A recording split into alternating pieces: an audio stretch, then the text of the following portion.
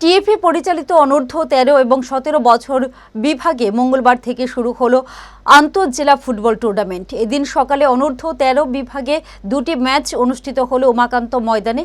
টুর্নামেন্টের উদ্বোধন করলেন রাজ্য ফুটবল সংস্থার সভাপতি প্রণব সরকার। সঙ্গে ছিলেন রাজ্য ফুটবল সংস্থার সচিব অমিত চৌধুরী, যুগ্ম সচিব কৃষ্ণপদ সরকার প্রমুখরা। অনূর্ধ্ব 13 এবং 17 বছর বিভাগের রাজ্যের 8টি জেলা থেকে বালক বিভাগে দল অংশগ্রহণ করলো।